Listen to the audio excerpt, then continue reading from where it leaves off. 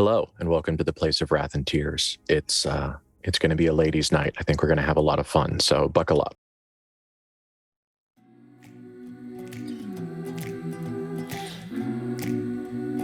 Siblings, ladies Van Horst, queens, if both this age and a forgotten one. You are in a fantastic, like a fashion store. I know there's a better word for fashion store. You're in a boutique.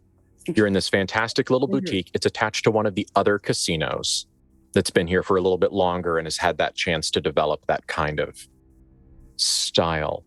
And walking back from the back room where they just made a phone call is an extremely embarrassed person that works there, because she had the goddamn audacity to question whether or not your credit was good.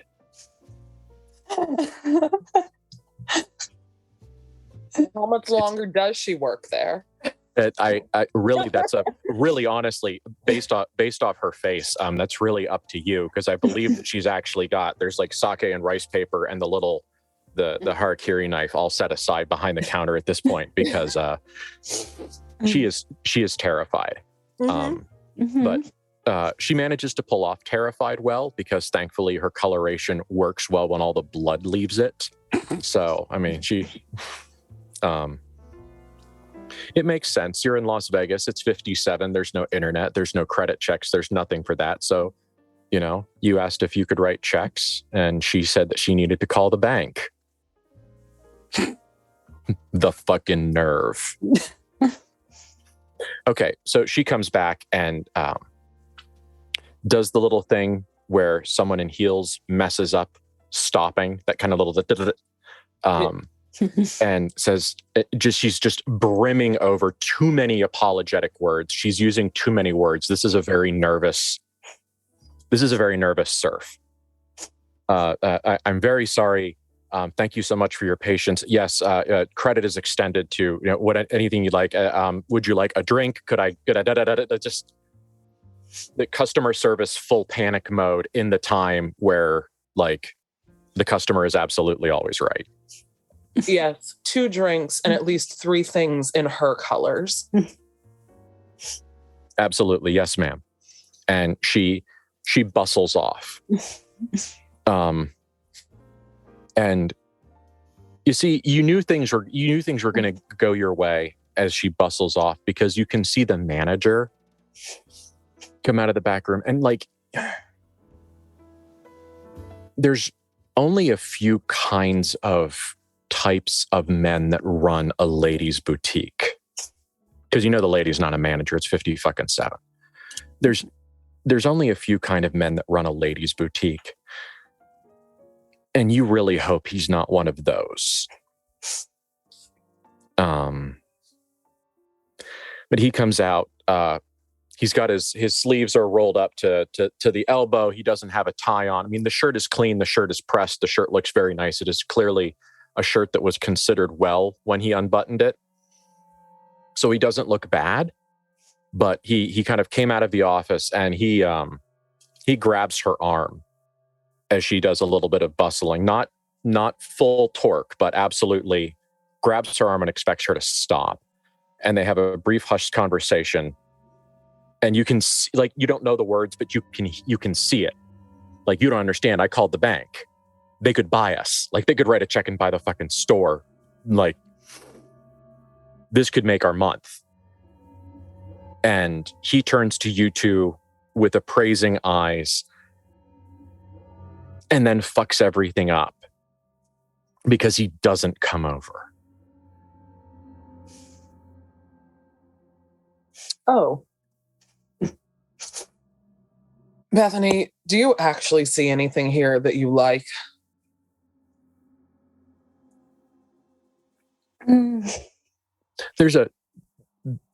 This is a lot of the Marilyn Monroe. This is a lot of those beautiful glam actress styles of looks. However, they are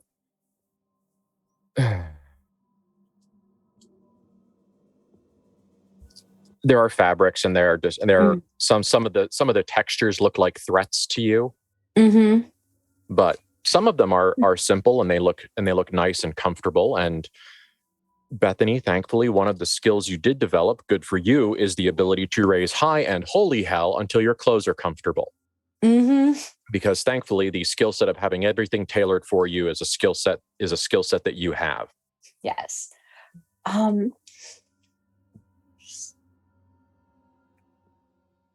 That one designer over there isn't atrocious. Not atrocious is different than like. If you are not attached to it, we will find somewhere else. I dislike these people. Yes, but I might enjoy that designer's clothing somewhere else. Huh. We can have our drinks, make them work, and then leave. Yes. Oh, okay. Full petty. Full mark. Yeah, of course she's full petty. Yeah. She looks over at the woman and does a little waiting. Okay. Oh no. So you run this lady into the ground. Mm-hmm. Okay. As long as she brings us drinks, maybe not entirely. Well, thankfully she is attached. The store is attached, not just physically attached, but apparently like business-wise attached to the casino. Sidevore, the Rat Pack's tailor is in the sands. Mm-hmm. So, and that, by the way, that is where Matthew is right now. He is over at Sidevore, the tailor for the Rat Pack, getting fitted for some Las Vegas combat wear. Social combat, but combat nevertheless, and equally deadly. All right, so you guys are across town. I think maybe Dunes is open right now. Yeah. So thankfully the drinks are from a bar is where I was. That's the front of the barn now. The drinks are coming from a bar. Mm-hmm. So thankfully she's not trying to make cocktails like in the bathroom of a dress store. She is running, verily running to the bar and getting drinks and bringing them back. That's fine. She's putting the work in. She realizes that she made a mistake, albeit a mistake that she couldn't have not made. You know, what was she going to do? Not double check? Not announce that she was going to go double check.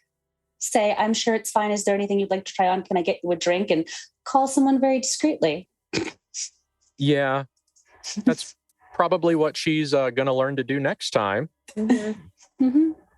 But drinks, and then that designer, whatever you have in stock that would fit her, we'd like to try a few. Okay. Not absolutely happy to do so.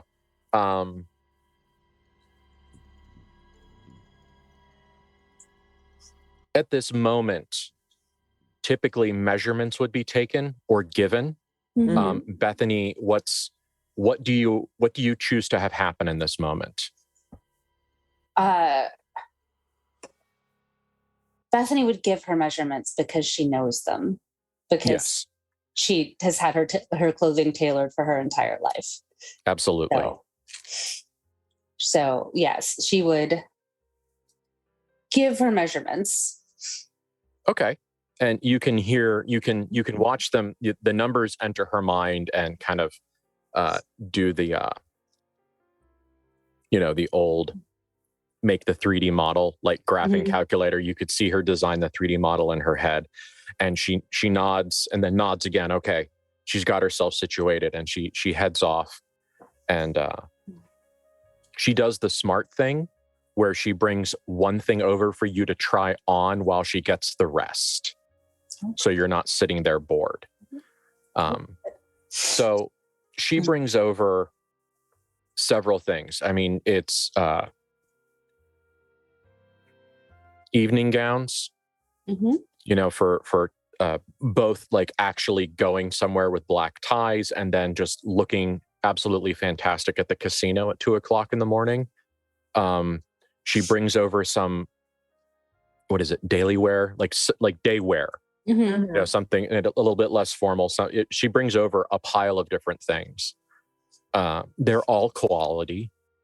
All of them pretty, with the exception of a couple that are just, you know, not every designer can hit every note every time.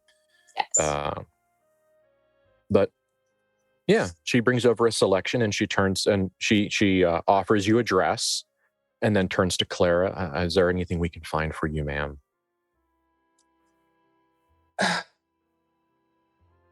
And Clara kind of stops to look at Bethany and she's gauging if Bethany looks settled enough that we should stay here, even if Clara was very tempted to be petty.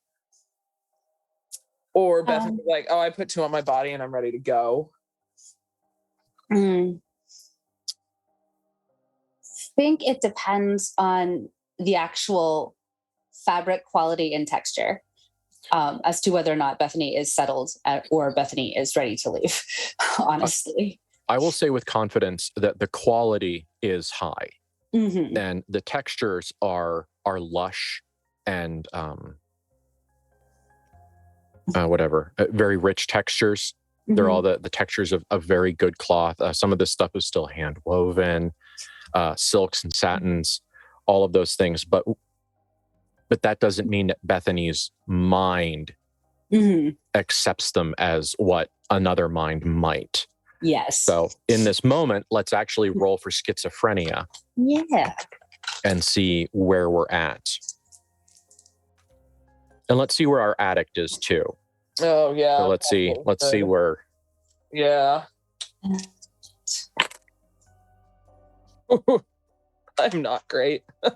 Oh boy. Yeah, that's all right. I got an 11. Okay. So medium. Okay.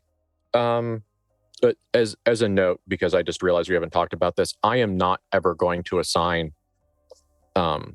pregnancy related discomforts or troubles to you. I'm going to leave that entirely up to you to figure out what's comfortable for you and introduce it at your leisure and comfort. Perfect. Yeah. Yeah. Perfect. But yeah, Clara got a 7, so ooh, she's not great. No. That vaguely explains why she's being such a bitch to this poor regular worker who made a mistake. Yeah. I think the problem is that there's something about this building, Clara, that reminds you of the wardrobe department of a show you did in New York. Oh. Where there's just enough of like the place memory that is connected to using heavily. Yeah. That gives you the vibe. Yeah. And now you're there. Pregnant, mad as hell, and craving a hit. Yep. So really looking at Bethany, because if Bethany is happy here and likes that dress and wants to keep trying this designer, Claire's just going to think about it real hard. Bethany, you're okay. You're not great. Not great. Yeah, you could tip off the edges into a deep psychotic episode. Words that don't mean what they mean in the DSM-5. Into a moment of absolute madness, or you could kind of recover. You're still dealing with the what was the thing that happened? Oh yeah, turning your brother's hand into a silver hand made from Metropolis metal, and then watching everybody's favorite manservant get essentially sandblasted or angel blasted. That's terrible. And then finding out that he was actually a battle brother of the grandson of one of the men that raised you, and is yes. We remember. And that was probably yesterday or the day before. So all of that stuff is still fresh. Yeah.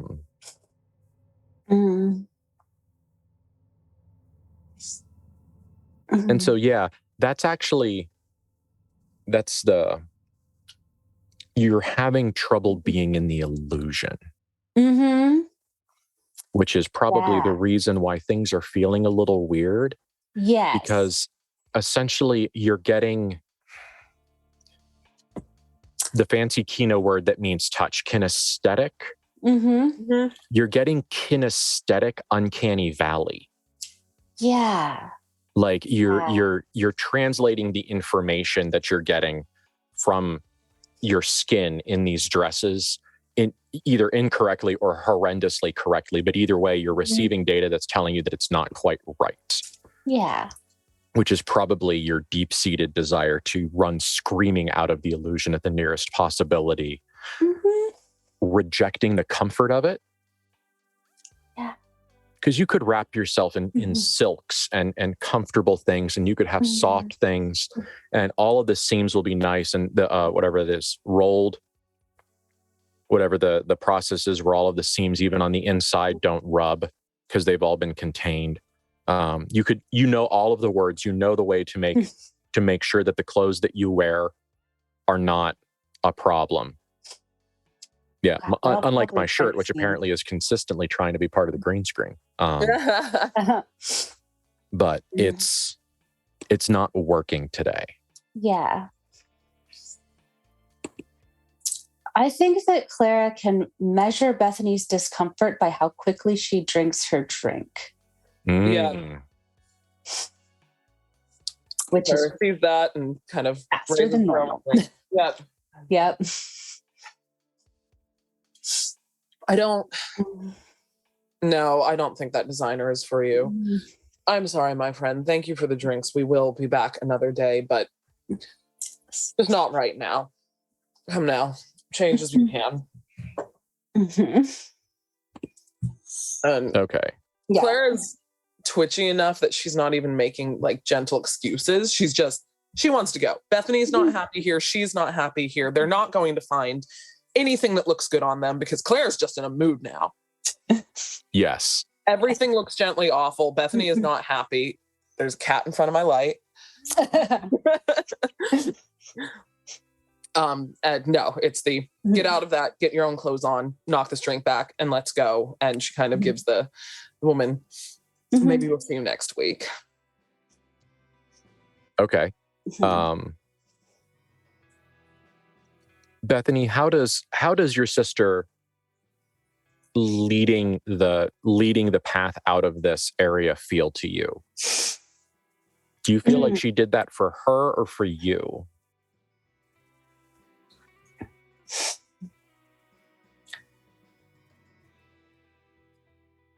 Both, possibly more for her, but I didn't want to really be there. And it's easy to get to follow in her wake. Okay. Like, Bethany does not want to have excuses and say, no, I don't want this to people, or have them then try to convince her that she wants something else. Like, the idea of the sales lady trying to desperately, actively make a sale at Bethany is abhorrent, and she doesn't want that. Okay. So rudeness is better. Let me ask you two that are kind of on the cusp of things. When the manager comes back out as he sees you leave, and then kind of as you turn around one last time, maybe to find somewhere else to shop or to check the street, to, whatever mundane reason, you see that he's not yelling, but he is doing the thing. He is doing the angry man in power, not yelling thing. I want to kill him. Just they're like, don't know how much impulse control Bethany has, but she would like to, I don't know, give him an aneurysm or something so he can just drop dead in the store. Okay. How about, let's see if you can keep it together. Yep. Because I feel like a burst of violent psychic murder seems to be a keep it together challenge. So that is plus willpower. Back. I guess we do need the sheet, so good job opening. I needed that. Okay. I'm at math, because I have rolled 10, but I'm at -1 to keep together, so that's a 9, but I have +2 willpower. That's an 11. Okay. Now, of course, if you choose to downgrade that to a 9 or lower and just give this guy the fucking scanners makeover, you can. You could always choose to make it worse. At this point, the dice have, it's like, imagine if the dice have given you a top cap. Yes. And you can bring it down if you want to. Oh, yeah. Okay. No, he did the grabbing thing, and that was not great. And now he's doing the not yelling thing, and she wants to kill him. Mm-hmm. Okay. So, it's not really her fault, and she did the right thing, and the girl tried to be good, and we didn't buy the entire store out from under him or the designer or any of the other things, so now he needs to die. Understandable. I love that every time Bethany goes berserk, like at least one person in the chat is just like, fuck yes, do it, kill the evil man. He had it coming from Chicago. Is that uncopyrighted yet? Anyway, it is. So I guess the question to you is Bethany, do you can keep it together a little bit? Mm-hmm. So you are not automatically going full carry. Yeah. Like you are not going to float 6 inches off the ground and disassemble this man like a wet erector set. No. So you keep it together enough. Like this man has to die. Like you can't. Yeah, no, he's going to die. But I don't know, like to concuss his brain inside his skull until he dies. Okay, so you would like to liquefy his skull. Yeah. Just the stuff inside it. I'd like him to like just sort of drop dead and look mostly like he's fine. Okay. Just good old stroke. You know, a stroke. Maybe he'll bleed from the eyes. I don't know, but just okay. Mm-hmm. So I'm going to say that it's not really about size at this point. It's about accuracy and complexity. Yeah, that seems better. So this is going to cost 1 stability. Hells yes. And so now that you spent stability, the way this works, because I did some reading, is you are going to engage in combat. Cool.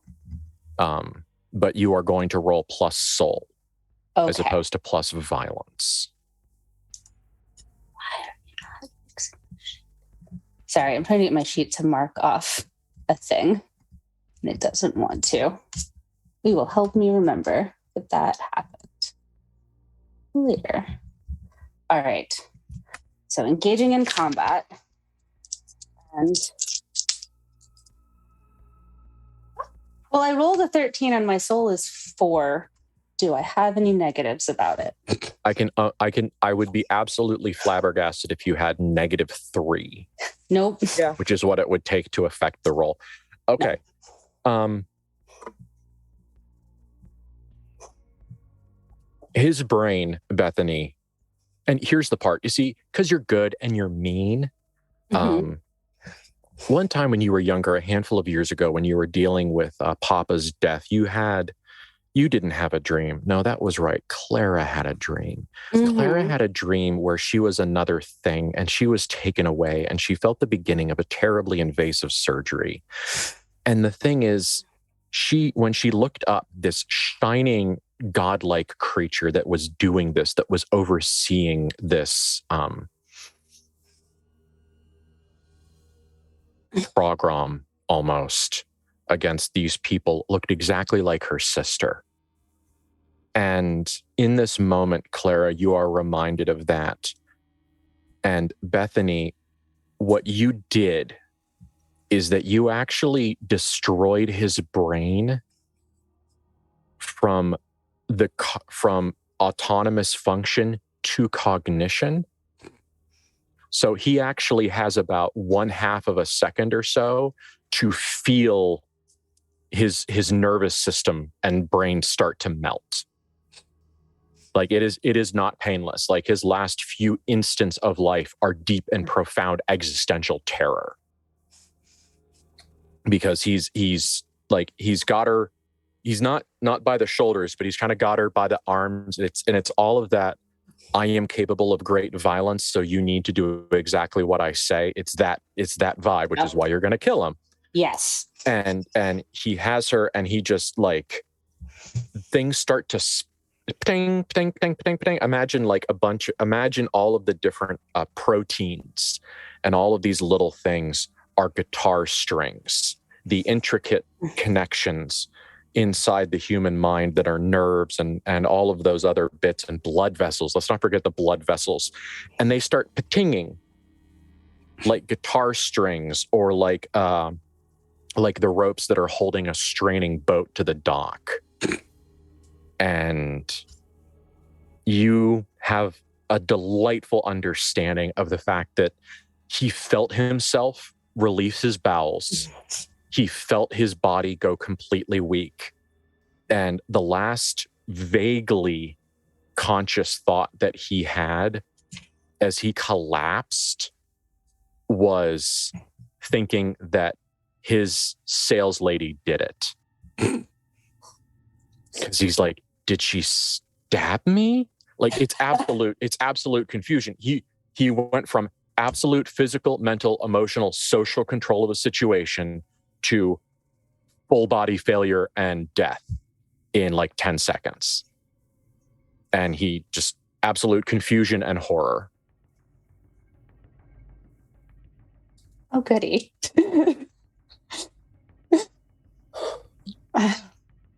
And the sales lady, and now she deserves a name, I think. Maybe. What do you want to? Mabel. Let's give her Mabel. Mabel's good. Mabel, okay. And Mabel's going to fucking be okay. Because there's a solid 10 seconds after he hits the ground that Mabel just kind of looks at him and then looks around. She doesn't immediately start screaming. Okay. She does a like, did anybody see that? Does she see you? It's up to you.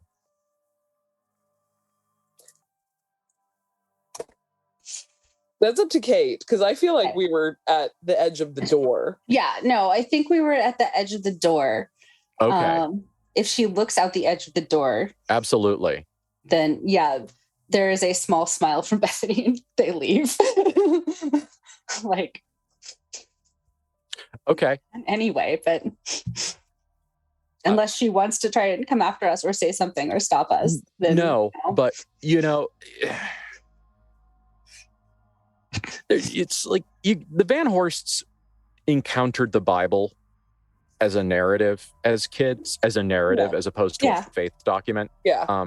And there's a bunch of different stories in there about like angels showing up and being really nice or really terrible to people based off how they acted. Yeah.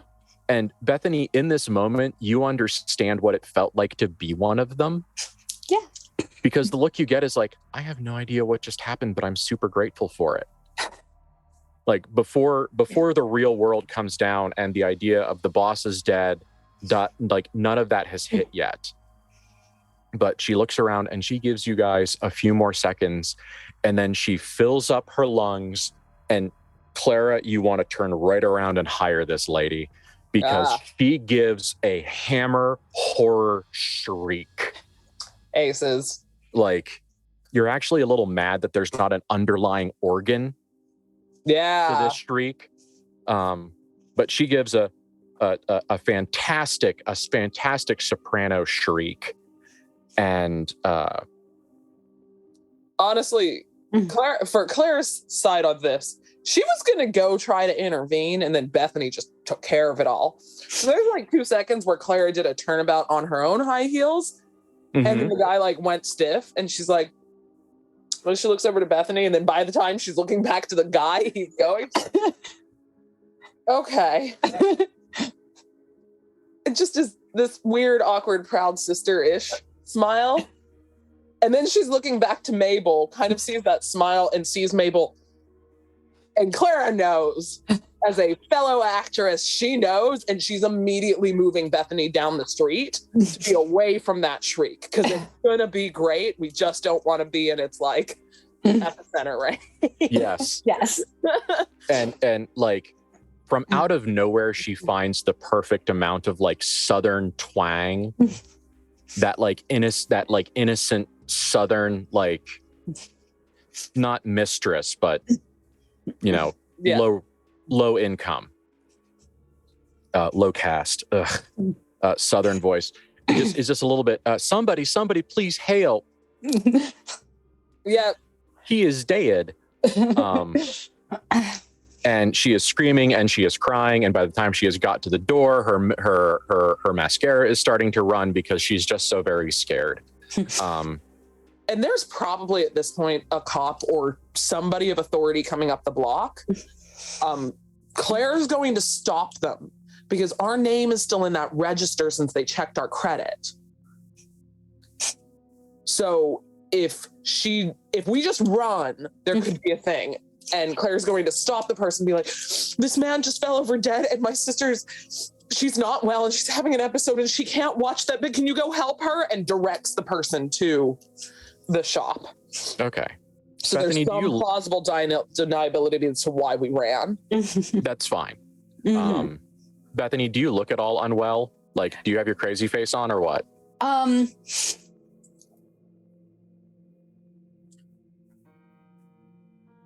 Yeah, not the unwell necessarily, but slightly too quietly gleeful and has slightly too much power to make any man of authority comfortable in her presence right now. So crazy. You've gone mad with power. Of course I've gone mad with power. Have you gone mad without power? No one listens to you. Yeah. Okay. Yeah. Very good. Okay, so I mean, a police officer, sticks his nose in and says, "Dear God," and goes in and it tries to perform what could possibly pass for first aid, which is essentially going, "I think this man is dead." And probably there's going to be maybe an ambulance or something coming eventually, but he's so thoroughly and profoundly dead that no one's in a hurry. It's not like he's having a heart attack and he's breathing great big like fish gulps and clutching his chest. Like, this dude is off. Yeah. He is deceased. He has no more. He has ceased to be.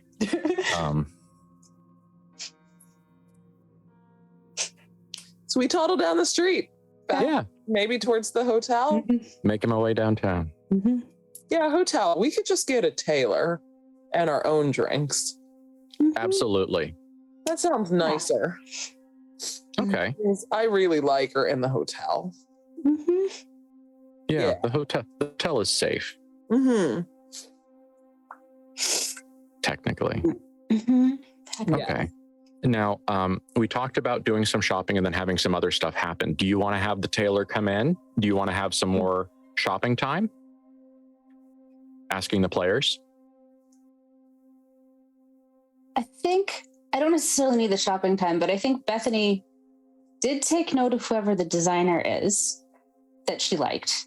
Sure. And wants the concierge to find the designer, who's probably local. We can just to come to the hotel. We would like to directly hire the designer that we enjoyed. Absolutely. Why the fuck not? Let's luxuriate in the fake wealth of the Van Horsts for a minute. Like, let's just hire that person who's the designer that we liked, and we'll use her in-house tailors and that. Absolutely. Yeah. And it is some local person. I mean, it's Vegas. There's money, literal fistfuls of money, to be made at any moment. And there's a lot of glamour. The most beautiful people in most of the world, and at least the United States, are here on the weekends, and they all can't wear the same thing twice. I mean, this is the height of like 80s. This is the height of American excess. So yeah, absolutely. And they can't come today because that's a little bit much, but absolutely you can bring them in, and then maybe we'll be able to find one, because I am offended at how difficult it is to get the name of a single fucking dressmaker from 1957, because I tried real hard and I couldn't find any. So I'll also hunt, but yeah. So the concierge happily does that. So This was the concierge, Bethany, that also a couple days ago you sent on a fucking Scooby-Doo hunt. Sure did. for a bunch of weird things. Yeah. And then the room was fucked up. Yep. And staff talk. I do. So he gives you what could be described as an look. And he's not bad. He has a reason to give you a look. He does. And it's not really like this stupid bitch. Like this is, it's not, he's just like just thinking about like, she did so much with like charcoal and clay. What the hell is she going to do with a tailor? Like he's looking at you like some sort of deranged, like proto MacGyver, and just like trying to imagine what mayhem you can wreak with needle and thread. And it's just, he's coming up with either nothing or everything. But he does his fucking job. Good. And Clara sees the guy staring, like she gets it, and she just kind of puts her arm around Bethany and smiles and goes, "It's Vegas. You've got to find ways to have fun." And then she moves Bethany towards the elevator.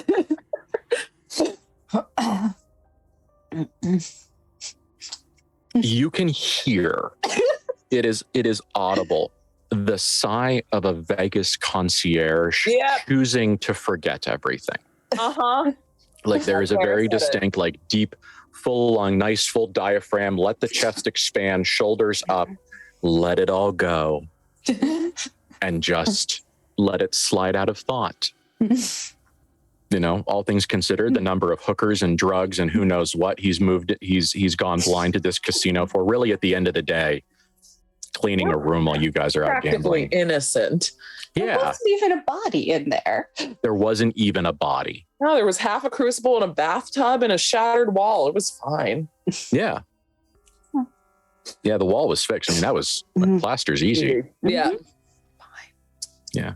Yeah. I mean, you're fairly certain that your like the bathtub has received a profound amount of effort, because that's a white enameled metal bathtub. That's absolutely gorgeous, and like you can, and it's full size and it's very deep, and you can sit in it and you can have your champagne flute and you can stick your feet out of the bubbles at the top, and you can have a fantastic soak. But also some poor housekeeper lady absolutely was just bent over that tub like with like cleaning powder, probably fucking borax because it's funny, scrubbing it out. But it's done now. So hard to clean. Yes. White enamel metal bathtub is what is in this house. Actually out of game. It is so hard to clean. There's just some stains that aren't going away. This thing is 60 years old, and cleaning white enamel. Cleaning lady. Yeah. Cleaning white enamel is the 13th labor of Hercules. Anyway, but yeah, so Claire gives that smile and that drunken wild times in Vegas. Charismatic, whatever. If we go up to the hotel room, there might be heroin. So let's keep moving. Okay.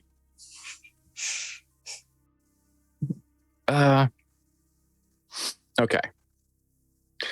As you guys head to the hotel, head to your room, you're walking down the hallway where your room is. You see none other than dead Jimmy. Who is rapidly being identified as the person who handles the stuff that's weird. Like that is his job. He is the dead guy.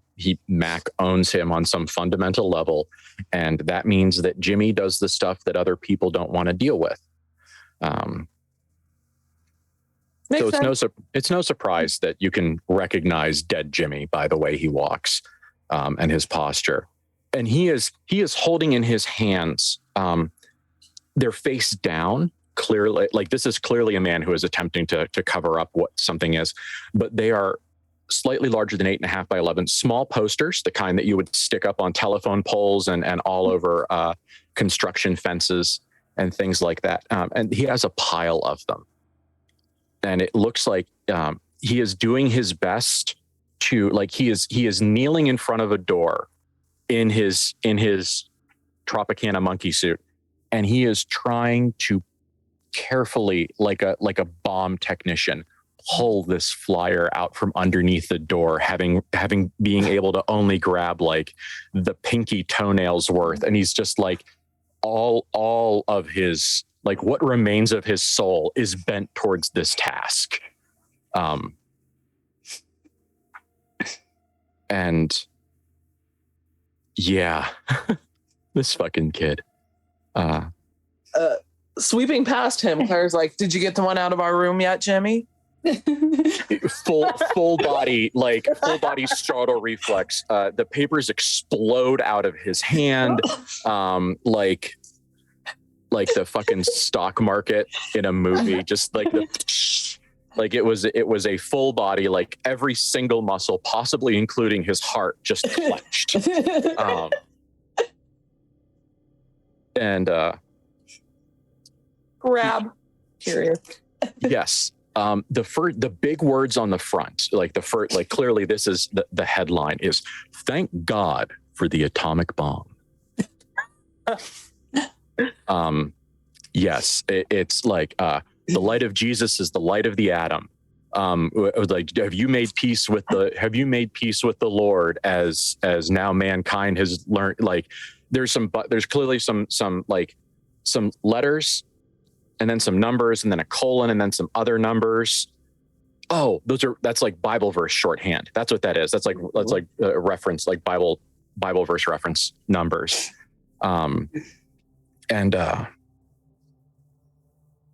join the final congregation of of Pastor Albright, and there is an address, and it is in Vegas. So somebody has gone to the Tropicana and put a bunch of like nuke church posters and flyers underneath all of the doors very sneakily. And his heart doesn't really beat, so maybe that was incorrectly described. After he reasserts control of his inanimate body, he gives both of you a very mumbled, like, "Good evening, Mrs. Van Horst. Good evening, Miss Van Horst." He's just...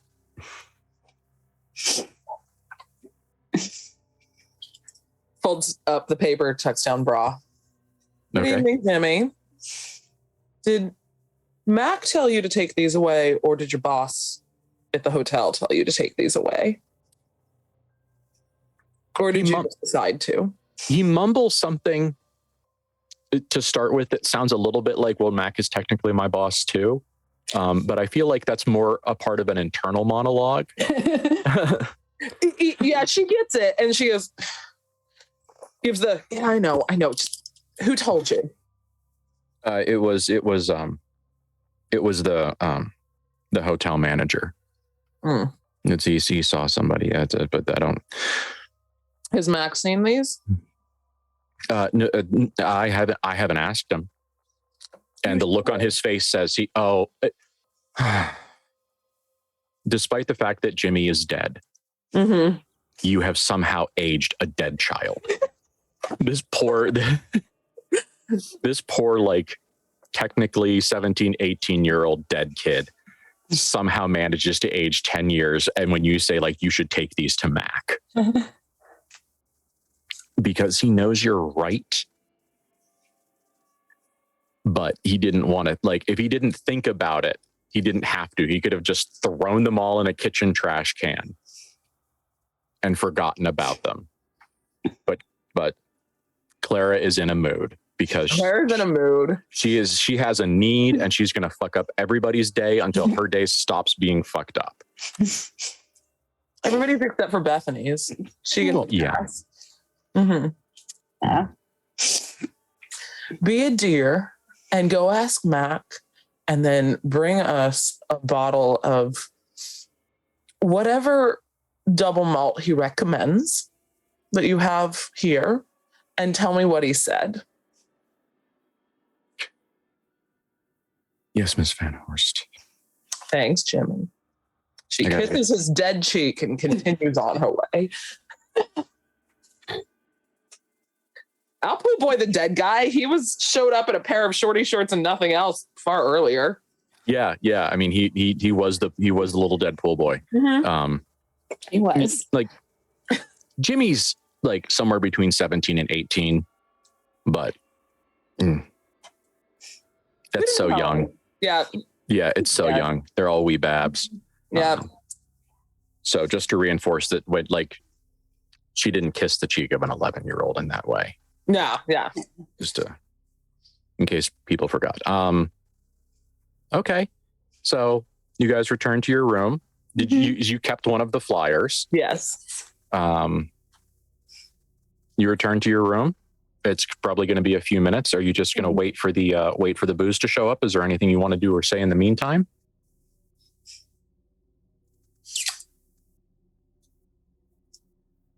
I'm going to pour us other. I was like, I feel like there's liquor in the room that we're drinking while we wait for the booze to show up. Claire just wants the slightly better stuff, so maybe she won't do the thing she really wants to do.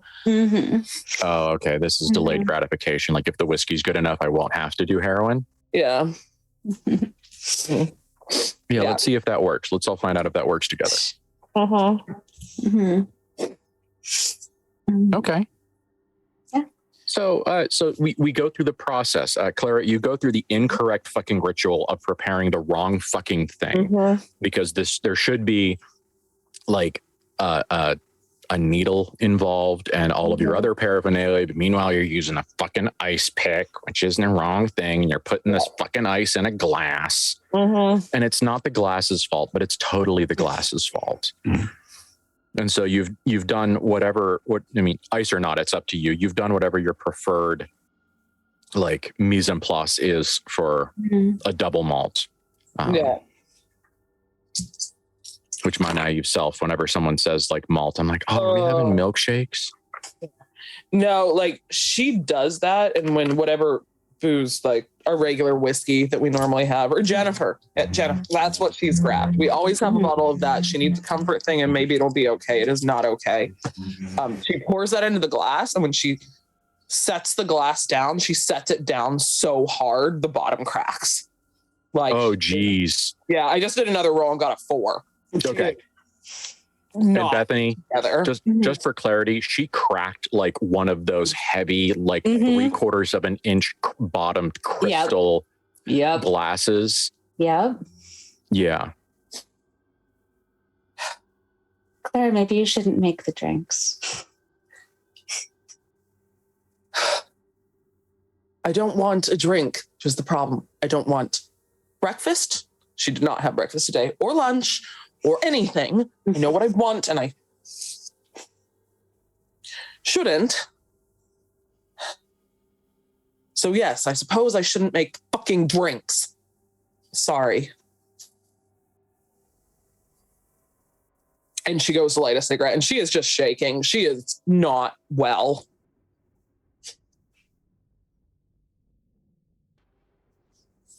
Bethany, it's been a while since your sister snapped at you. If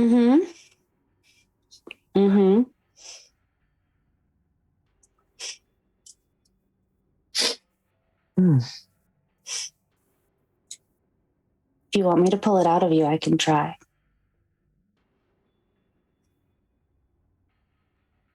No, I don't.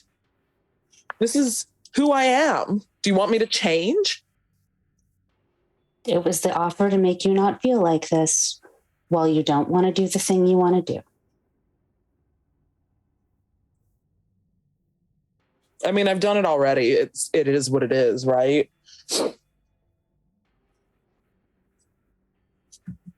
You can do the thing you want to, or you cannot do the thing you want to.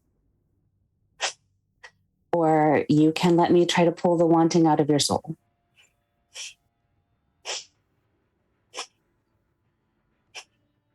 And what does that mean? Considering what you did to somebody else today, are you feeling up to it? I said I'd try. I'd rather not end up dead with my nose bleeding out my eyes on the floor. In fairness, I did exactly what I intended to do to that man. Sorry.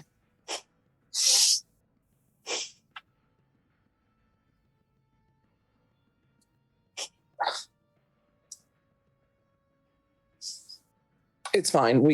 We'll talk about it another day. I'll just do what I need today because it's a bad, rough day and we'll figure it out later.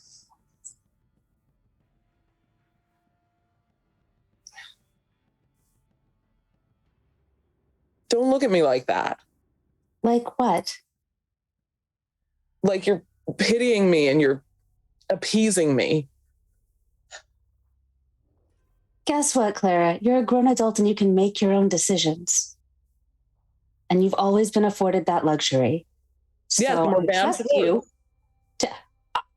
I have not always been afforded that luxury. Thank you. And I am also a Van Horst, so I trust you to make your own decisions. You decide what you want to do.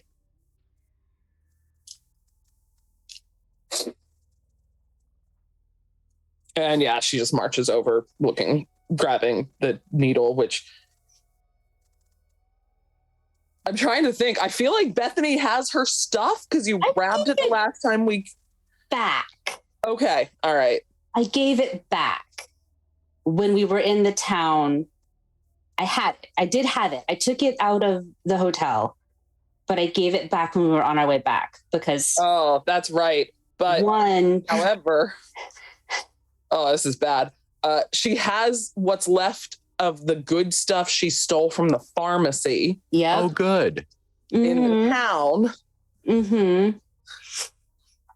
Okay. And she's just in a self-destructive, Clara is a boulder rolling down a hill mood. So that's what she grabs because she is definitely in a, well, fuck everything and fuck the universe. If I'm going to fuck up, I'm just going to do it the way that I want to. And I'm going to make everybody pissed along the way.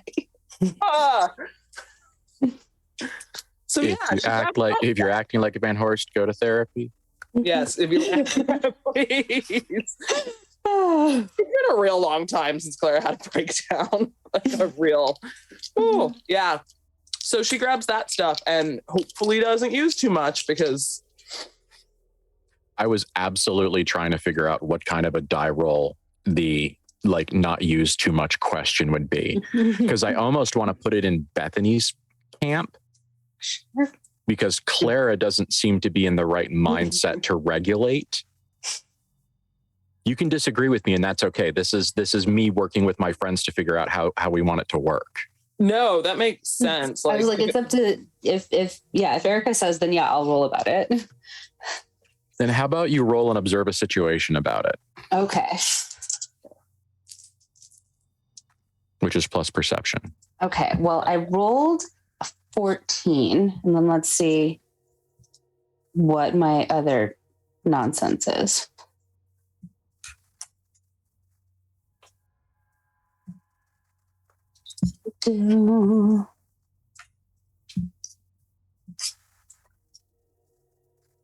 And Bethany's perception is +1. Oh. So 15. Okay.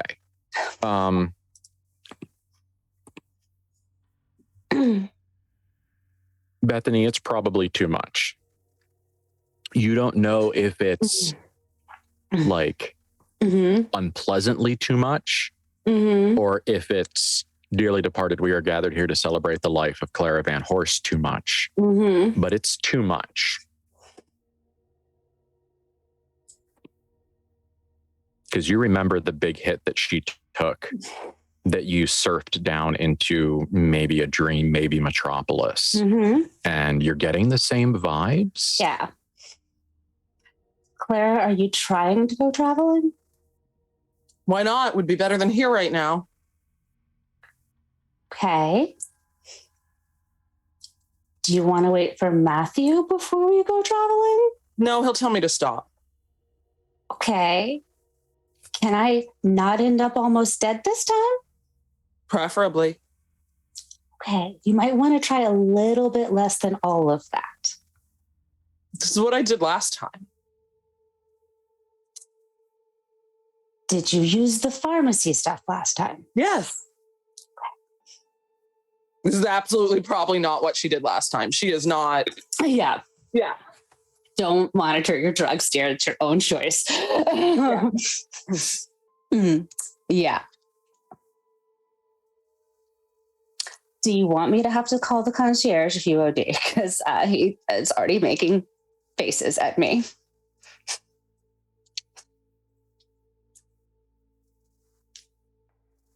At this point, can I look down at how much she's drawn and maybe make a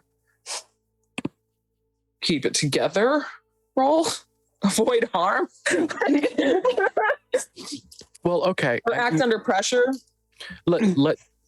So here's the thing. What is the challenge? What is Clara trying to overcome? The action is looking with maybe a calmer, more sober eye at the amount of drugs she's about to inject. Is she battling against her internal desires to just like fucking blow her brains out, so to speak, and not be here for a while? Is this self-destructive? Is this less about consuming drugs and is this more about self-harm? Is it like, you got to tell me what Clara's trying to overcome before we can figure out what kind of randomizer we're putting in. No, it's not about self-harm any more than any addiction is self-harm. She's not that's why when Bethany said, if you want me to call the concierge if you OD, that is what stopped her. Because she is happy-ish with life right now. She doesn't want to end things. She just wants this mood and this feeling and this everything to go away. And if that means she's blitzed for the rest of the day, or they go to Metropolis and then she gets to say, look, my drugs are doing good things. We get to travel, which is so not healthy. If you act like a Van Horst, please go to therapy.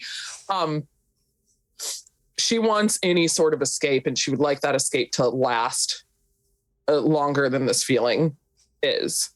And she's throwing a shit fit, and she's being a spoiled brat, which she is. So she hasn't paid enough attention to how much she pulled out of the vial. This isn't what she normally uses. It's probably very good, very pure morphine and not heroin, because she got it from a pharmacy. It is high test. It is 96 octane. Yeah, exactly. So yeah, she wasn't paying attention. And when Bethany said that, it's the first time she stopped and looked.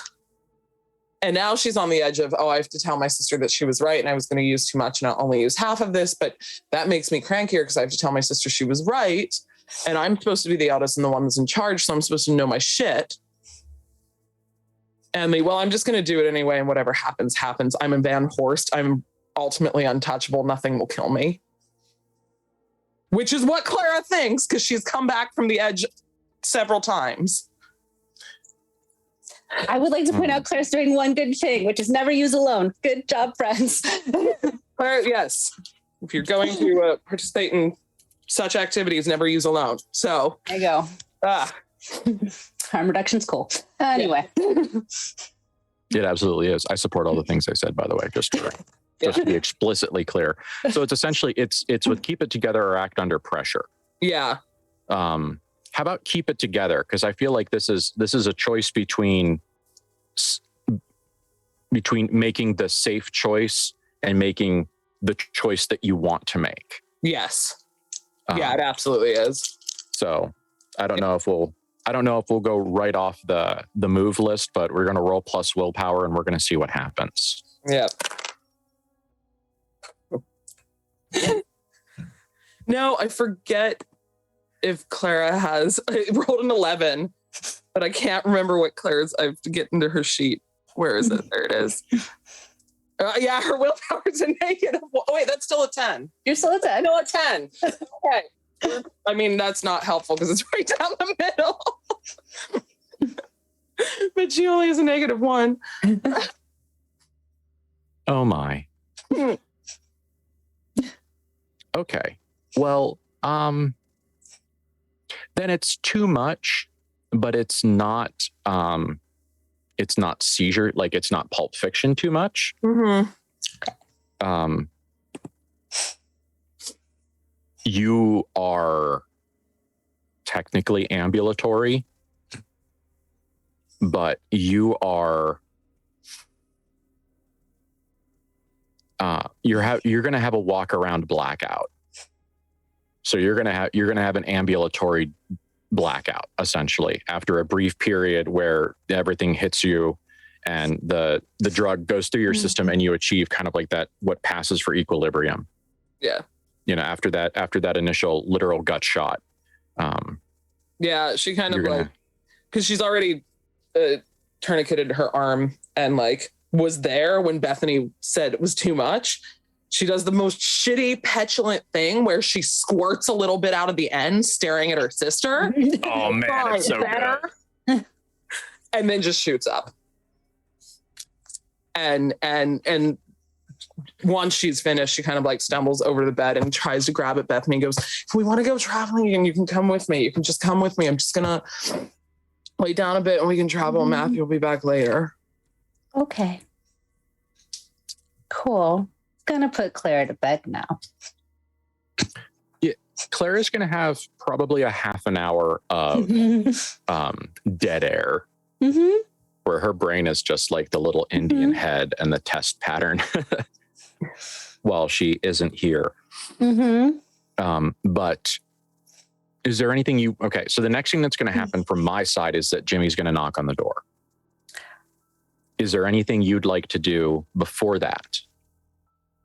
Like, Bethany's going to put Clara to bed, like, very nicely, shove her sister into bed, and probably take her drink, the one that Clara made her, and curl up on the bed next to her while she's passed out on drugs. And drink her drink. Okay. You could do it. You could do it right now. I could. But she has to tell me yes. Yeah. Matthew said he wanted a metal hand and he got a metal hand. She has to tell me she wants me to take it away. Yeah. They're not really ready to go, are they? No. In this moment, alone with your sister, because you are both alone and with your sister right now, thinking about that, where's Bethany in that moment? Like in that, I need to leave, but I don't want to leave you behind. Where is she there? She's a little sad. She wants to find something to help Clara see, to help Clara feel. She feels like the Metropolis hand is going to help Matthew feel more like he's of the other place and want to leave. It will certainly cause changes. And Clara doesn't have that yet, or something like that yet. And she wants to find something that will make her sister feels like she belongs to the other place more than here, that she doesn't belong in the illusion. And Claire's the hardest because actresses are built on illusion. And so Clara should understand it the best, but it means that she's trapped in it the most. And if she won't let me tear the addiction out, it did work to make us go traveling. And if she could find a way to make that more present, then it would make her addiction more useful, because Bethany's a terrible human being. And I love it because the comment that I wanted to make was, in this moment, Bethany, looking at someone that you love and thinking about fundamentally, maybe non-consensually, fundamentally altering them as a person to awaken them and to draw them away from the illusion and to turn them into something that you would find more accommodating to your needs and wants. In this moment, you feel exactly like your red lady. Mm-hmm. Yeah. That doesn't make her want to do it any less. I know what I'm doing.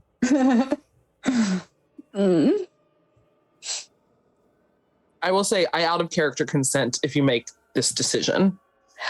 Erica's cool with it, even if Bethany still needs her siblings' consent. They are still people.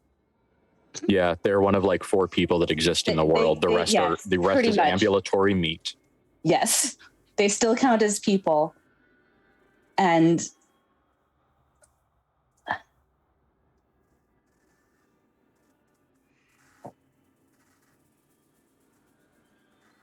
that doesn't mean that Bethany can't start trying to make Clara's drugs magic. Okay. It's an interesting thought, and I'd love to hear more. But is there an action item you'd like to bring into play now, or is that just a thought for? That is a thought for future times. That is as she's looking at Clara and having all of the thoughts about if she won't give up this addiction that is holding her in this world and is making her unhappy, but is keeping her here, and she feels like it's fundamentally part of herself. And Bethany would never take her siblings' fundamental selves and change them. That's who they are. And she loves her siblings. But if Clara's drugs are the thing that she thinks gets them to travel to Metropolis and places, and we do need that door, because how are we going to rule a city we can't enter? Mm-hmm. And Clara doesn't care what she puts in her body so long as it makes her feel better. So possibly in the future, if Bethany can just take some of Clara's heroin and try to do weird magic to it, it will help her travel. And she can probably even tell Clara that, and Clara will be on board. Wow. I mean, the thing that's going through my mind right now, and I'm thrilled / horrified with it, is the water of death, water of life Bene Gesserit ritual from Dune, where they take the poison and then they manipulate it molecularly into a psychoactive. Yeah. Which is delightful. Makes me happy. Okay. Yeah. So everybody's doing super great. Mm-hmm. Clara, you're vaguely returning to this world. Mm-hmm. You're kind of like you like you took a power nap. You totally didn't pass out. You absolutely didn't do heroin and pass out. Doing heroin and pass out is an other people problem. Mm-hmm. You just took a nap that you didn't know you needed. Mm-hmm. It's been a long day. Yeah.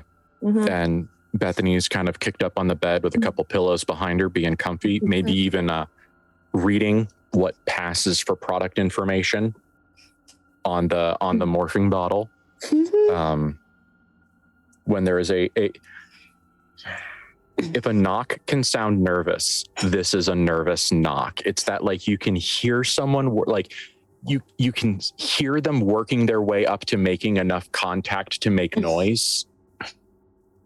So instead of just like a brisk like knock knock knock, you kind of it's like a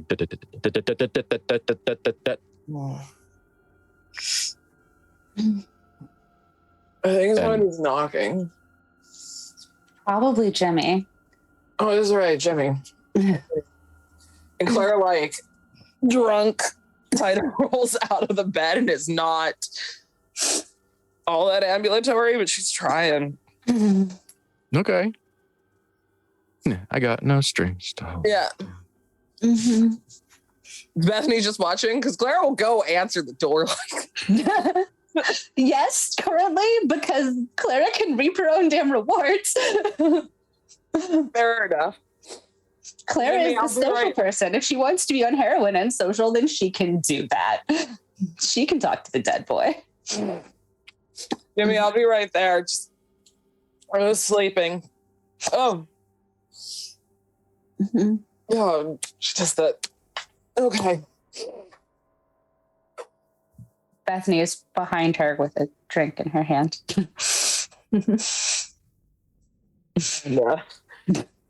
Yeah. sets herself, looks at the door, makes a line for it mostly, and opens it up. Does the little family circus dotted wander line somehow all the way across the room? Yeah, she would not have passed a drunk driving test.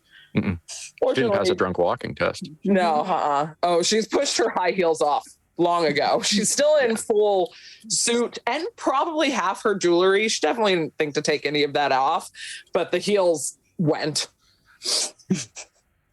Opens the door, leans on it, looking, in her opinion, attractive.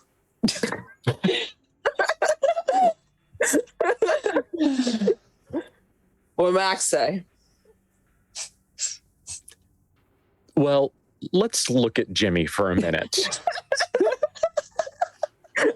Jimmy is supposed to treat you guys with the height of respect.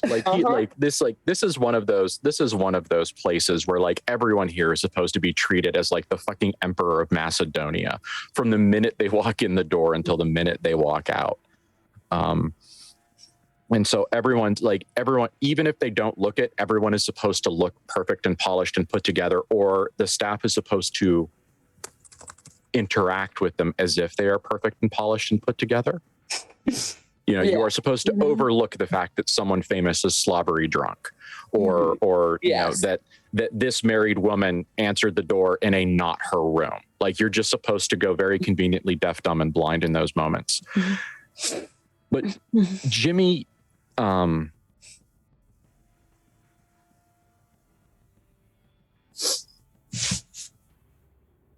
Jimmy is so nervous.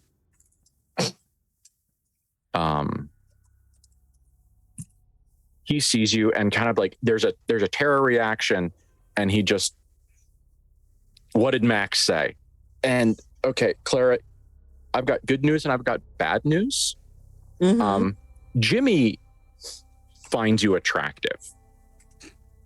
Excellent. I find me attractive too.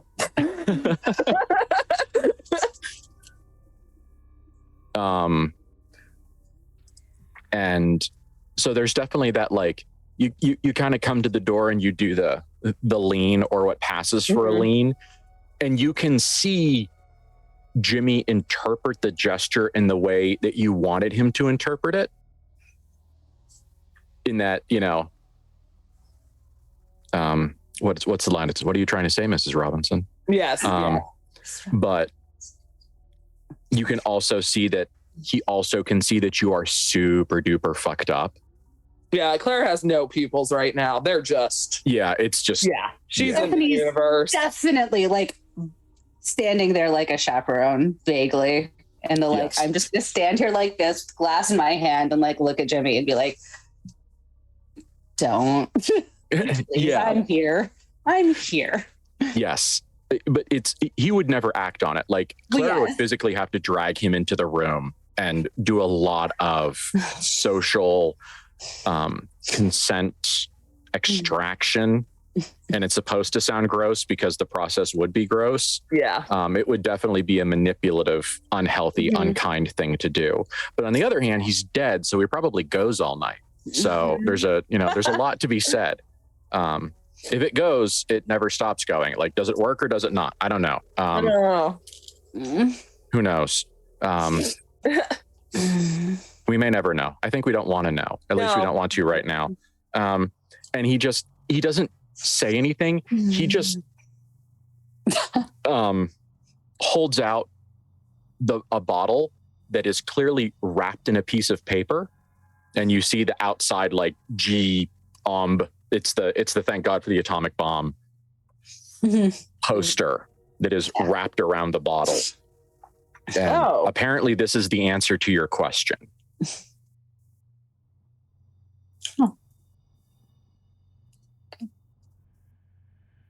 So Max, yes, there's writing on the back of the note. I see. Oh, okay.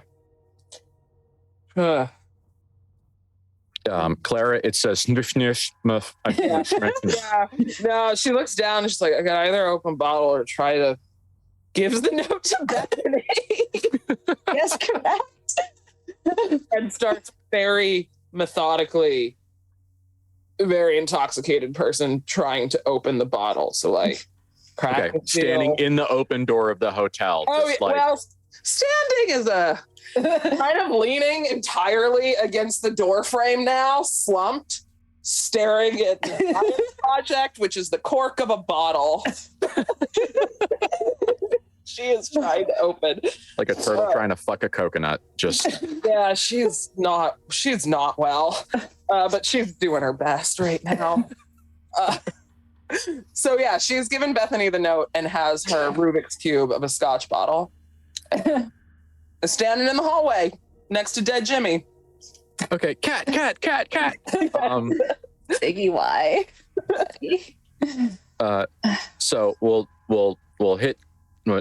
touch on Jimmy for we'll let Jimmy go, and then we'll find out what the note says, and then we'll take a quick break.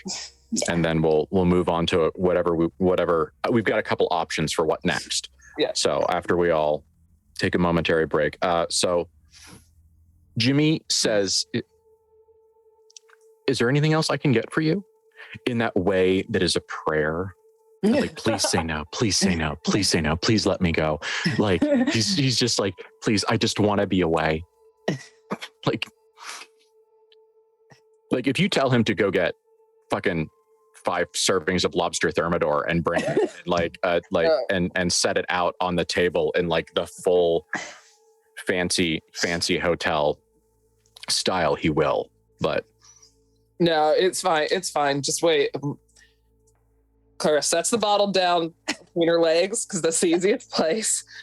Starts digging and like pulls the new church part out of there, pulls her cigarettes out of this pocket, finally gets to a back pocket and pulls out a fiver and is like, Jimmy, you're a good boy.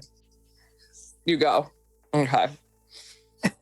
Scotch inside the hotel. okay. Victory.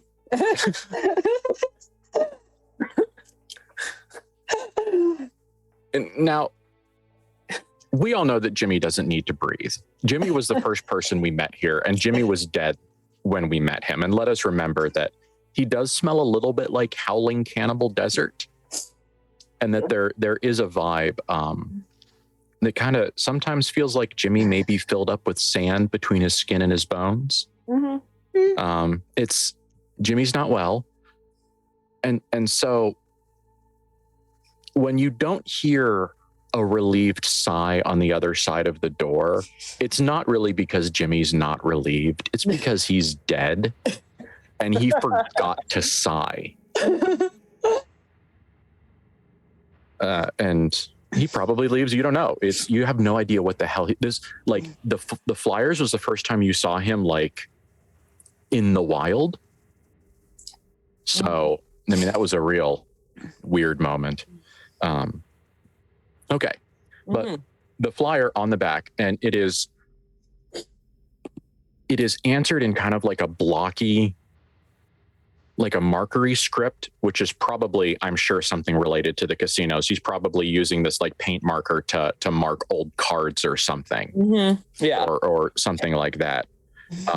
But the print is that really fantastic, like all right angles, like that machinist's print, that block print that is very easy to read. And it says, "Not at my tables, not my problem. Mac." Okay. Poor Jimmy. We actively made it his problem when it was not supposed to be. Poor Jimmy. Yeah, but it was perfect. I loved it so much. Okay. So what we choose to do next, we're going to take a break. We've got some options. Like we've got a bunch of story options that we can take a hold of, but we are going to take a quick 10-minute break. We're going to see you at about 10 till 10, and then we'll roll from there. So we'll see you in a couple minutes, guys. Thanks a lot.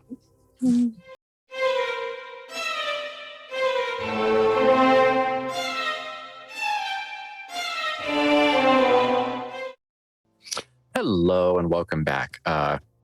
Kate had to do some of her fabulous life very early tomorrow morning, so we're going to wish her well and send her on her way, which means that an extremely high Clara Van Horst has the run of the stage. And so where are we, Clara? How are we feeling? What are we doing? Not great. I mean, she's now awake enough, and she's poured herself some scotch to realize that she was kind of shitty. She's not sober. She's still pretty fucking high, but she's not running off of need energy. And so there's parts of her brain that's like, wow, I was an utter asshole to my sister. I was a really awful person for the last little while. And there's a big part of her brain that kind of looks at the medical grade shit she used and was like, I maybe should have died. So she knows that going back to sleep is very dangerous right now. She probably shouldn't have gone to sleep. She doesn't want to admit that to Bethany because she doesn't want to worry Bethany. So taking a walk and just getting out in the air away from the person that she hurt, probably. Yeah. And keeping herself awake and trying to sober up a bit and have like 5 cigarettes. Sounds wise. So she kind of looks at Bethany and goes, I'm walking, not into the desert. I promise. I just need fresh air. I'm fine. And does whatever actress bullshit she needs to do to convince Bethany she can walk out of this room, and does so. Yes. And for the sake of real life, Bethany leaves you to let you reap your whirlwind. Yes. Yeah. Splashes water on her face enough that she's not, stumbling, and has a cigarette on the way down the hall and another in the elevator and another through the lobby, and is kind of taking it slow just to like one foot in front of the other, keep going. And that's her plan. And then she kind of pulls now I have another cat in front of my light. Molly. So many cats. Pulls the nuke church thing out of her bra and looks at the timing of it. Because maybe sitting somewhere. Well, there's services every Sunday. Okay. But it's kind of like there's also some stuff at the bottom that sounds like there's someone there almost all the time. Yeah. Things. It's even the Van Horst's limited experience with Christianity was very much like high rite, RITE. So like their experience was probably maybe not Catholic because there's some complexities there, but like Lutheran, maybe one of those like very close to Catholic with robes and singing and chanting and things like that. So kind of like that like evangelical side is not something you've experienced, but there's like prayer circles, church is always open, that kind of stuff that sounds like somebody's there all the time. So she heads in that direction, and if it's walkable, she walks it because she's really just trying to keep her body moving and get some fresh air and perspective and a little more sobriety before she talks to people. Okay. And maybe a coffee. Oh gosh. No, she took one of her like bennies on the way out. So she took a stimulant knowing that, this will make me feel vaguely better. It's unwise, but she did that because she's used to downers to go to sleep and uppers to wake up. And that keeps you thin because it's 1957. So not healthy, but she's taken one of those. She probably grabs a coffee in the lobby and smokes half a pack of cigarettes on this walk. And she's like, good to go. All right, we're fine. Yeah. Once again, let's reference back to, you were an actress in New York, weren't you, Clara? That's what you did for a while. You were in New York when Bethany called you and said Papa died. Yep. So no small amount of your adult life was spent in the Big Apple. You're having a Big Apple flashback right now in that something I've heard described where you don't really correctly estimate how far away something is. Oh yeah. Or you go, it's only 3 this or it's only 3 streets over, but the distance math, the they're implications avenues instead of blocks, and then that's a real long walk. Yeah. You had a similar miscalculation today. I mean, it's not bad, like it's not a disaster, but you're like, when I get to this fucking building, there better be a chair. Yes. Because like you absolutely need to have a recovery period before you walk back. As a matter of fact, you're kind of probably patting yourself down, hoping you've got a couple of small bills and change for a taxi. Because walking back doesn't feel as good as walking in. And she probably has her purse with her because she wouldn't travel. She's a man horse. She wouldn't travel without money. She's got a flask in there. She has the rest of her cigarettes. She knows she was going to smoke, just chain smoke this entire time, working on sobering up. So she's got some money. She's fine. She's fine. Does she have her gun? Does the gun live in the purse, or is that like in the underwear drawer and only brought out for special occasions? No, I feel like the gun lives in the purse, especially here, especially with the Westsmiths trying to kill us, maybe, and all the other shit that we've been through. And Clara is convinced she is the tough, heavy of the party, other than David. The gun lives in the purse, so that's with her too. Yeah. This is a recipe for disaster. I love it. Clara, you are developing an instinct in this city. And that instinct is when the neon lights of the main drag are more behind you than in front of you, we are in trouble. Yes. Not just in your mortal life that lights are safe. That's a way down in the bottom of the brain understanding, but there's a feeling like nothing can hurt you when you are surrounded by the neon wards of the front of the casinos.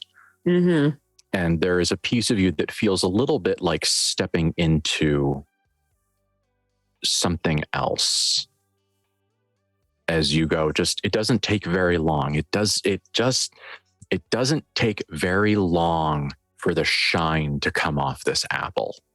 Yeah. And were Clara more introspective, or was she in a time to be introspective? We could draw all sorts of really interesting, like illusions and metaphors and all sorts of stuff. But at this point, Clara's probably just going, glad I brought the gun. And it's not really near anything.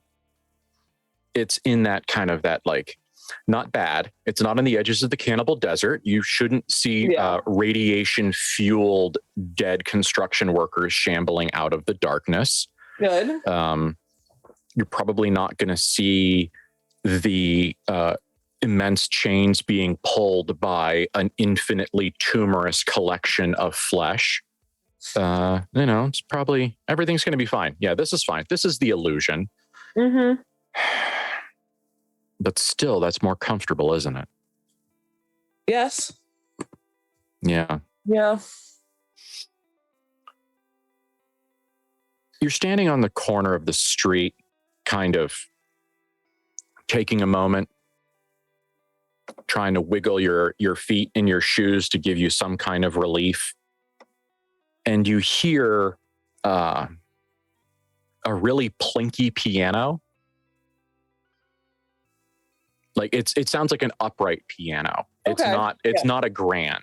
It's a bar piano in your mind, or it's the practice rooms for a stage show. This is the cheap piano. This is the one that you plink along and people practice their parts, or they go dee dee dee dee dee dee dee dee, trying to match the notes.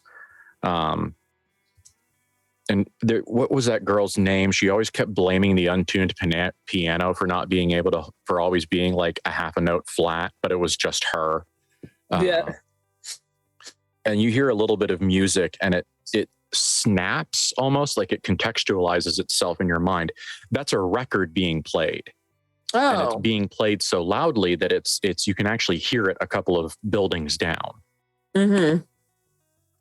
Something about blood and clothes and being washed.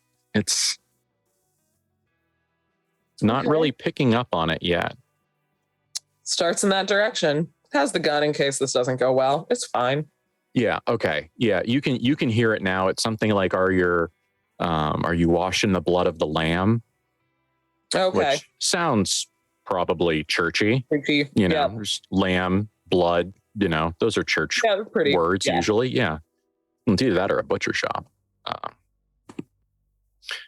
And lo and behold, you come to this building.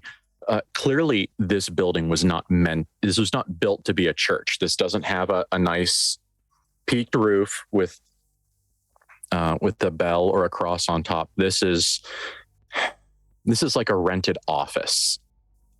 Almost. This is just like a room with a door. Yeah. And the door says, I had it.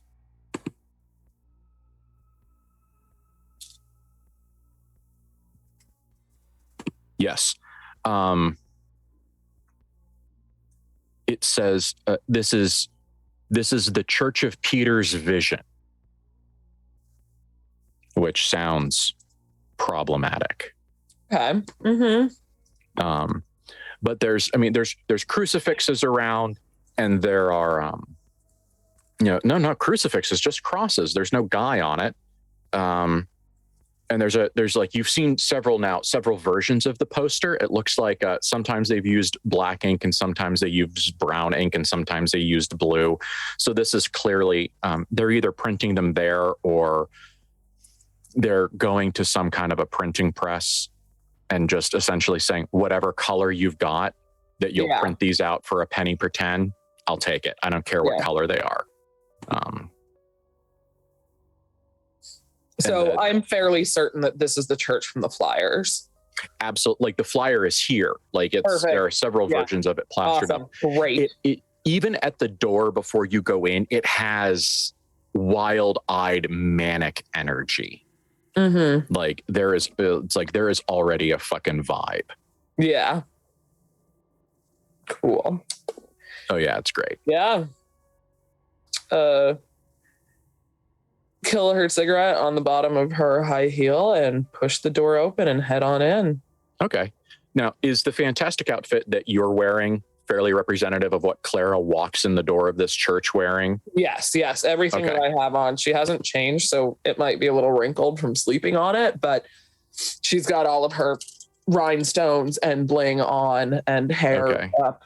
And yes. So if someone could imagine how a morally degraded woman would look in this day and age, it just walked in the door.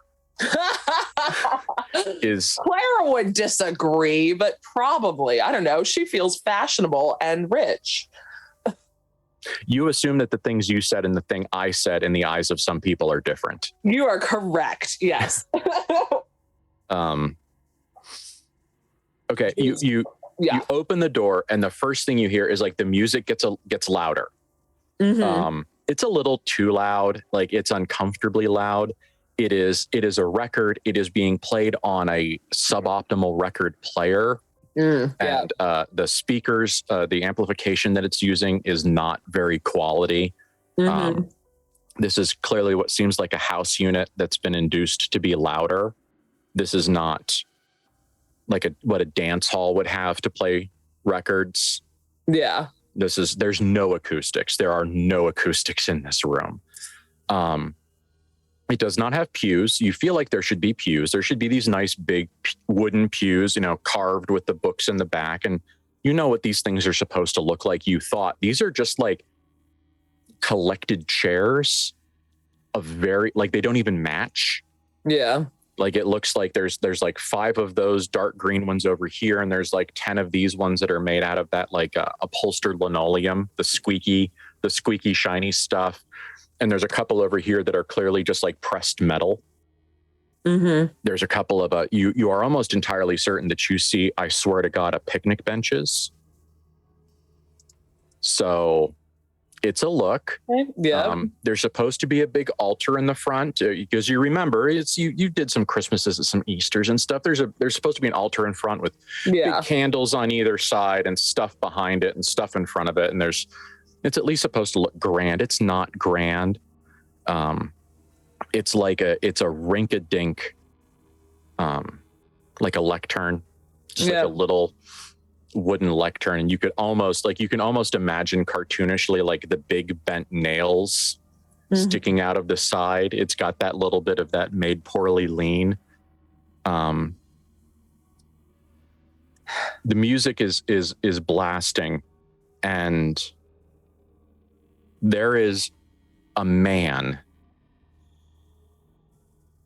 who is fervently crouched over, hunched over the piece of the wall he's working on. And you can tell from here, because you hate to recognize a piece of yourself in this place, but you recognize that artistic fervor, that submission to your craft. And this person, whatever the hell they're doing here, they're being ridden fully and completely by this thing. And there are it's all hand painted, and none of it is painted well. There is far more energy than skill. There's lots of atoms, like the classic dot in the middle and the three loops. There's a couple that have extra eyes all over them. It's a little creepy. It's a little / a lot creepy. There's what's clearly what you think it's Jesus, because it's got the crucifixion pose, which is usually how that guy shows up. There's some other things. There's what looks like a Da Vinci, the Vitruvian Man over here. There's a couple other things. There are a lot of mushroom clouds. There are a lot of pictures. There are several rivers that looks like rivers that are painted red. It is lots of trumpets. There's trumpets over here, and then there's this whole thing. There's a bunch of bowls or cups or something, and one of them is being poured out. Clara does not have the context to interpret, even if this was a more sedate interpretation of biblical text. She doesn't have the context to understand it. So this is just a lot. Yeah, these walls should be padded. This is a real soft room kind of situation here. Is he the only one in the room, or are there other parishioners, so to speak? No. But there's kind of that, it feels a little it's got the aura that there are more people in it often. Okay. It's that indefinable thing where you get that sense where someone has been alone in a place for a really long time versus someone has not been alone in a place for a very long time. And you get that vibe, people have been in here. Yeah. Because you kind of take a minute and you assess, and you notice that several of the chairs have kind of been scooched together a little bit over here, almost like 5 people sat down and they wanted to be a little bit closer to each other. And there's one chair that the chair in front of it has been pushed forward almost halfway into the next line of chairs, as if a very tall person wanted to stretch their legs out and get comfortable. So you're seeing those things that make you feel you think that there might be actually a Bible sitting underneath one of the chairs, or a songbook or something that got left. But the guy, he's in a collared shirt that's buttoned too high. The sleeves are short. He's wearing slacks. It's an off-white shirt. It's brown. It's khaki. It's brown slacks. Shoes that vaguely match. The shoes are in need of significant TLC. Mhm. They were nice shoes probably 15 or 20 years ago, and they probably looked okay until about 5 years ago when the care stopped. Mm. Like, you can definitely Okay. be like, these shoes need the attention of a shine man. Like, they could be saved. Can I do some mental math and Sure. figure out when the nuclear tests really seriously started happening in Las Vegas? Does that look how long it's been since those shoes haven't been shined? Close enough. Yeah, I realized Close enough to pass the vibe check. Yeah.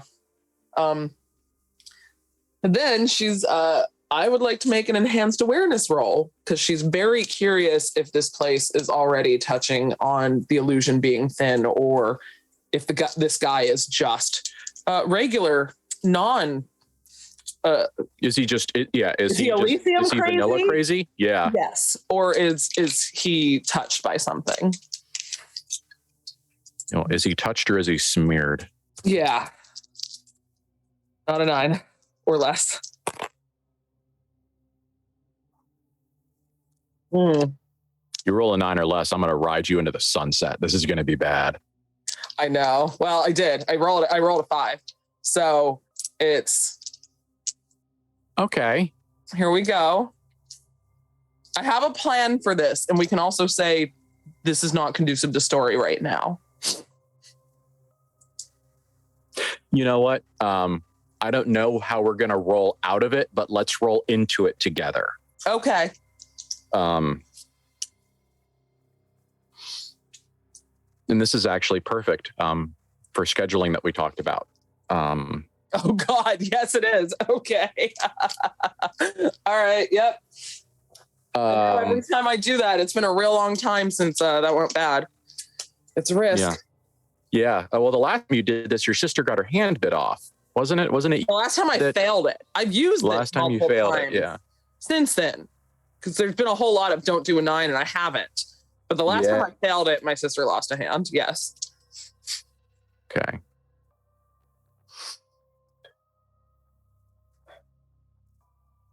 So let's go back, because you did such a really good job of it with Bethany when you wanted to outdraw with her, that kind of like assuming her personality. And you realize you really want to talk to this guy. Mm-hmm. There's something here. You don't know what it is, but you really want to be able, you want to be able to kind of like sink your fingers into this guy and extract his value. And so what that means isn't that kind of Clara's method acting, her masking, her assuming, her taking on a mantle, that way of like wearing someone else to be able to understand them, just like she did with Bethany? Question mark? Yes. Okay. Yeah. So you try to do that with this guy because you do not have the social context to fake it. Yeah. You know, you as Clara, you do not know enough about even the kind of Christianity that this dude clearly spun the fuck off of. You don't have the context for. You're like 2 layers of context away from comfortable. Mm-hmm. And so you're just like, I'm going to need to do the thing where this is improv, and I'm going to take context clues, and I'm going to reference my environment. Yep. I'm going to take my environment into me. And like, this process is almost autonomic for you. It's instinctual. You just say, I need to do this, and you begin doing it. The problem is, Clara, is that the only thing in this environment to draw from is this dude's fucking crazy. Yes, and what she would say as she's taking in the crazy and is slowly trying to figure out if the illusion is thin here, and she will rip it open whenever you decide. It's going to happen, don't worry. Yeah. As she looks around, and as she gets the sense that, oh no, she just gets a sense of maybe something is wrong, and maybe it's the drugs, maybe it's how crazy he is. Mm-hmm. But she looks at him, And with every inch of charisma she has and every bit of power, she goes, "You've been waiting a very long time for a bright-eyed angel to come out of the desert who's seen the other side every single time a bomb falls, haven't you?" And she stands there in her gold and her sparkling and her still slightly blown pupils. Yeah, fucking backlit. Yes. Yeah. You rolled a 15. I don't know what the hell the roll was, but that role player rolled you a 15. He turns around and he has a raggedy Bible in his hand. It's leather bound, and it's got like some string to hold it shut. And it's clearly it's very foxed. It's like the pages are starting to fall out. You can see some of them like sticking out. You see little pieces of paper sticking out where he's made bookmarks. There's probably 30 or 40 different colors of ribbon sticking out of the bottom. Like, this is not a bland religious text that is on the shelf to say, "Look, I have a Bible." Mm-hmm. Like, this is a socially appropriate thing that is almost necessary for me to have in this time. This is a grimoire that has been researched, that has been referenced time and time again, to the point where it's falling apart, and he also dreads to replace it because all of the work he's invested in it would be lost. Yep. And he stands up, and he has had a haircut this year. Kind of recently. Clearly he's meant to have the classic yeah, exactly. Let me just move my hair in the way that this guy looks. He's got like that very the of the age, that very pomaded with the side part, comes slightly to the back, that classic the pomaded look, but his hair is too long, and it looks like it has been cut with scissors, probably in a mirror. So you can see that like he's combed it and he's made the front look right, and then whatever's like stuck out of the back in the mirror, he's just cut it off. And he turns around, and Clara, the first sign that something is going wrong, that you almost, one could say, took too big of a hit, is that when he turns around, his face is an atomic jack-o'-lantern. Oh, lovely. All right. Like, it is, you can see his face, and it is the slightly underfed, slightly underwatered face of a man who doesn't sleep enough, who shaves semi-regularly. Like, he doesn't have the beginning of a beard, and he doesn't have a day's stubble. He has like 3 days stubble. There's just the like, there are so many signs of the degradation of self-care. Yeah. And you could, if you wanted to, you could interpret that as severe mental health, or you could interpret it as a deeply committed religious fervor. This is a person that, this is a person whose opinion of is wildly and powerfully influenced by the lens through which you gaze at them. And thankfully, Clara is gazing at this man as a potential tool. Yes. She is considering this man with the same kind of dispassionate investigation that she did address earlier today. And he turns around and he clutches his book, and you say you were looking for an angel and everything else. And he turns around, and the illusion face is this just like very much man out of the desert, prophet out of the desert sort of vibe. But behind the illusion, with your enhanced awareness and your too big of a hit stacked on top of too big of a hit, he is an atomic jack-o'-lantern.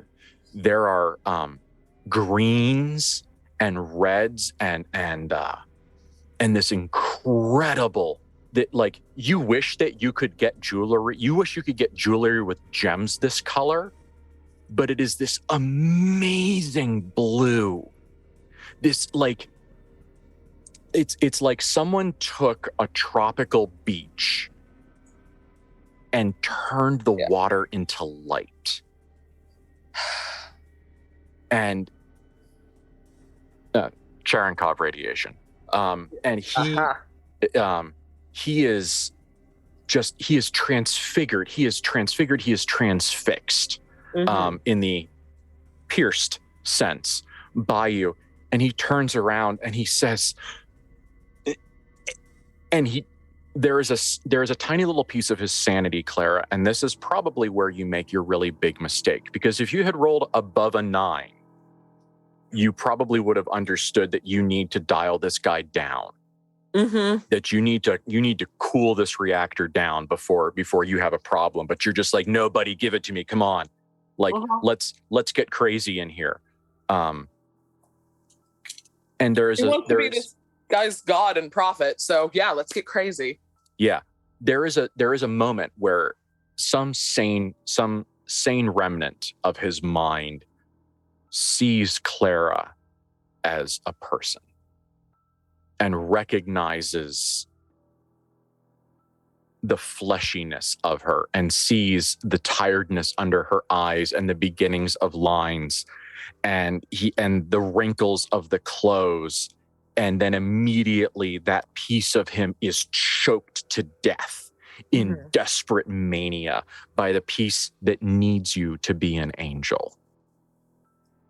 And for the second time tonight, one of the Van Horst sisters feels like the Red Lady.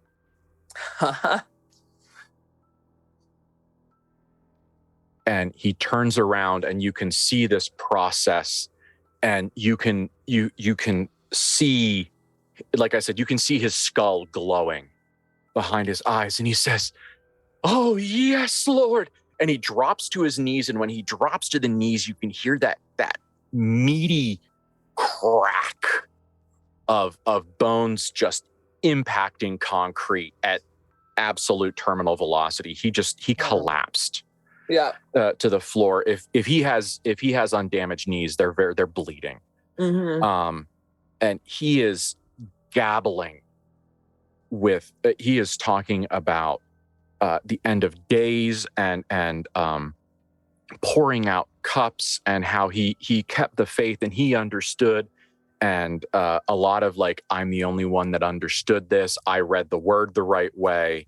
I have seen the secrets and the clues in your holy Bible. And he opens it up and like clearly he wants to read you a passage, which is super uncomfortable. Okay, so he says, I named the church after it. And he opens through, and you can both see and feel, because you're wearing this guy's madness in the moment to understand him. You can see like the way he holds the book is the way he's held these specific pages hundreds of times, because it's almost like the entire book is ergonomically designed to be held by him for this page. This is the page that matters. And he reads it in a way that clearly you are supposed to know what the hell he's talking about. And he says, "But the day of the Lord will come as a thief in the night, in the which heavens shall pass away with a great noise, and the elements shall melt with fervent heat." And he looks at you in that like, right? And the earth also and the works that are therein shall be burned up.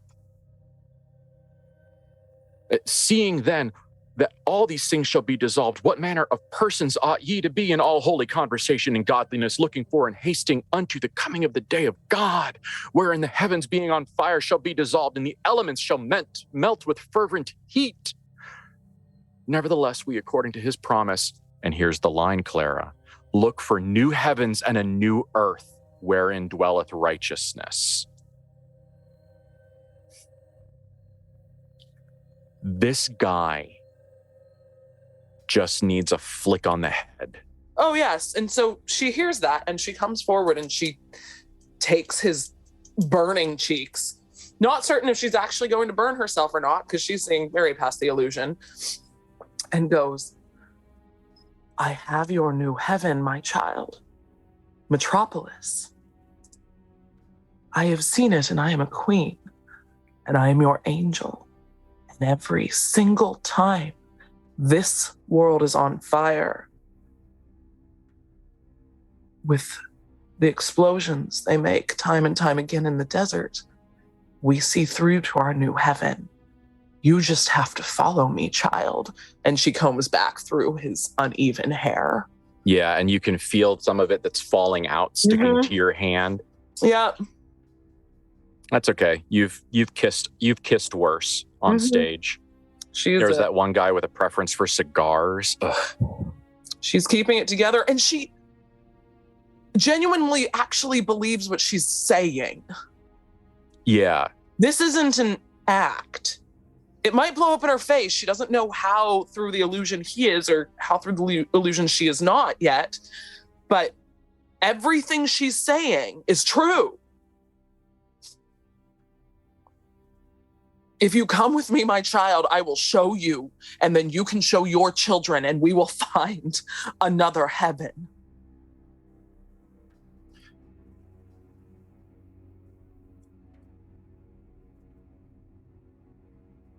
Clara, you have now held a man as he has collapsed. His mind, like he has experienced arguably ego death.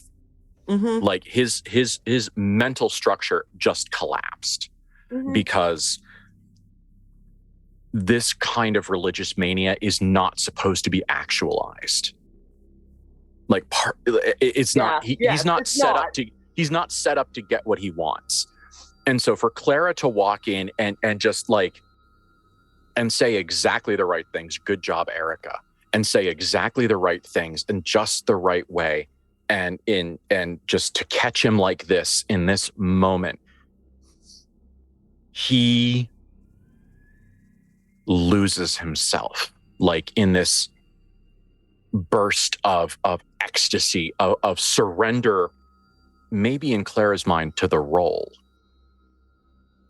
of full surrender to what's going on. And he says, yes, please, show me our new home, show me our building show me our home with many rooms and other like clearly he's referencing a religious text that Clara doesn't have a lot of experience with. And Clara, there is so much in him that you could use.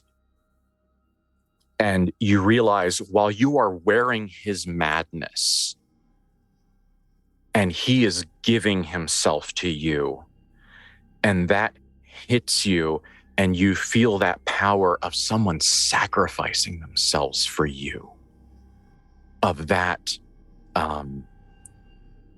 abandonment of will, that whatever that is, and it hits you, and God, it is so good. Like heroin is going to be like fucking saline now. And there's a piece of you that knows that's going to be a problem, that what you really need is this worship. It's incredible. And maybe this is a little bit how you feel about Matthew. And you realize in this fantastic moment that all you need is some number of people like this, mad like this, crazy like this, wound up like this, who just sacrifice themselves for you. And you might be able to do it. All it takes is flesh and bone and souls, just like everything else important. And it is perfect and beautiful. And he is not dead, but he is currently gone. Like he, as a conscious thinking being, he is gone. He is speaking it, like actually speaking in tongues. Like glossalia is just falling out of his mouth. He's also like making animal noises. He's experiencing something. And I have terrible, wonderful news for you, O Metropolis angel. He has taken you home. Oh. And when you look up, you see that the paint is all still there, but it is now on the walls of shimmering, opalescent mother of pearl steel. And you cannot see the sky, and the air tastes like oil and blood. And it worked, but you weren't ready for it to work. And you remember the first time you were here, you were high then too. And there was a thing that you never saw with too many arms and too many legs and not enough eyes that dragged itself down an alley. And you are high, and you are alone in Metropolis. And you are scared. Okay. The voices in my head are very pleased with my rituals and liturgies. So we are going to say thank you and good night. And once again, drug addiction is a real fucking problem. It is a challenge. There are ways to reduce harm. There are ways to overcome that challenge. If you are struggling with it, please look into some of those resources. You are not alone. But aside from that, we will see you in 2 weeks, and we're going to see who has to tell Matthew what happened. I'm so excited. But watch the Discord, watch the Twitter, watch here, and we'll tell you what's going to happen next. All right. Thank you very much. Good night.